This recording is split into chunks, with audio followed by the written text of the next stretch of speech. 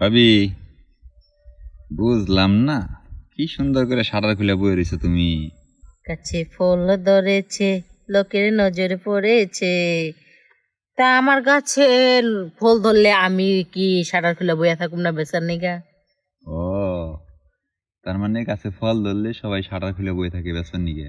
সবাই থাকে কিনা জানি না, কিন্তু আমার ক্ষেত্রে আমি বইয়া রয়েছি শাটার খুলে, যে তোর মতো যুবক সেরা যদি পাই।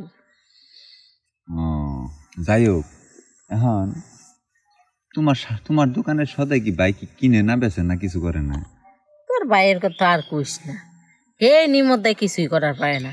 যেমনকার গাছের ফল হেমনই থাকে। তাহলে এর লেগে কইলাম যে বাইরে দেখি কারোর কাছে দেওয়ান যায় নাকি। ও, নিমুদ্দারে দিয়ে কাম হয় না? না। বুঝছি গো ভাবি। আচ্ছা, এই বিয়ের বিষয়টা বুঝছো ভাবি, এটা যদি এমন একটা সিস্টেম করান যাইতো যে বিয়ের আগে জামাই পরীক্ষা করে নন রাখবো আর বউ পরীক্ষা করে নন রাখবো। তাইলে তো মনে করো যে দুর্বল জামাইরা রাস্তাঘাটে ভিক্ষা করতো। হ্যাঁ, তাহলে দুর্বল যারা, যেগুলো পুরুষ দুর্বল হেরা রাস্তাঘাটে ভিক্ষা করতো। ও মানে হ্যাঁ, বউ থাকতো না? না, বইয়ের নিগে ভিক্ষা করতো। আমি তো তারপরও তোর বাইরে মনে করছিলাম যে মনে করো যে পারবো বেশি, কিন্তু না, ওই কি আর পারে। মনে করো যে মাঝে মাঝে আমার দোকানে শাটার খোলা দিয়েই তো হ্যাঁ সব কিছু হয়ে যায়। ও, আসলে হয়েছে কি ভাবি বুঝছো, আল্লাহ তো সবাই সবকিছু সমান দেয় না, বুঝছো? সবাই সবকিছু সমান দিলে পরে তো কেউ আর আল্লাহর নাম নিত না, নিত না।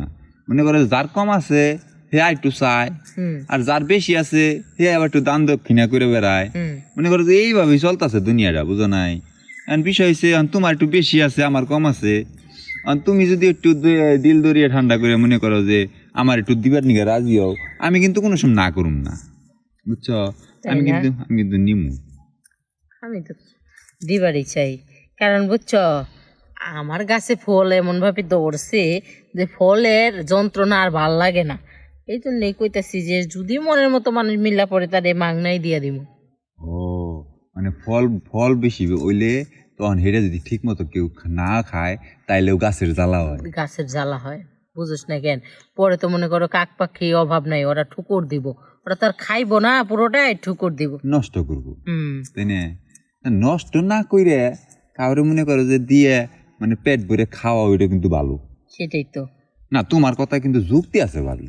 আমি আবার যুক্তি ছাড়া কথা কবে কইছি? আমিও তো হেইডাই কই, কারণ হলো এত সুন্দর জিনিস কেউ ঠুকুর দিয়ে নষ্ট করে থিয়া যাবো গা, তাই কি মানান যায়? না, তা মানান যাবো না। আর যেহেতু গাছ আমার আর ফলও আমার, সেক্ষেত্রে ফলের সুরক্ষিত রাখার জন্য আমার তো মনে করো যে সবসময় সচেতন থাকা লাগবো। ওই সুবাদে মনে করো যে কারো ভালো একজন লোকের দায়িত্ব দেওয়া দরকার। অবশ্যই অবশ্যই। তাইলে ভাবি, দায়িত্বটা তাইলে তুমি কারে দিতেছো? কারে কে আর কারে দিমু, তোরেই দিই। হ্যাঁ হ্যাঁ, তোমার এত সুন্দর দোকানের দায়িত্ব কি আমি নিয়ে পারুম? আর নিতে পারবি না কেন? তুই কি পুরুষ না নাকি? আমি কিন্তু জানি তুই যে বাথরুমে যে ডেলি ডেলি শ্যাম্পু ওয়াশ করস, আমি কিন্তু দেখছিও। হ্যাঁ, কিন্তু ওইটা না কইরা মনে করো যে আমার দোকানের সদাই তোর কাছে গেল, আবার তোর দোকানের সদাইও আমার কাছে আইলো।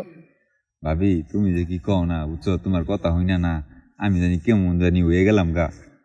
আরে কেমন আর হবি, আমি যে সুন্দর করে তোরে বুঝাইতেছি, বুঝাইবো নাকি? তাহলে ভাবি, আর বুঝছস, হাইটা যদি কেউ কিছু দেয় ওইটা ফেরত দিতে নাই, ওইটা নিয়ে রাখতে হয়, ওই জিনিসটা অনেক সুন্দর হয়।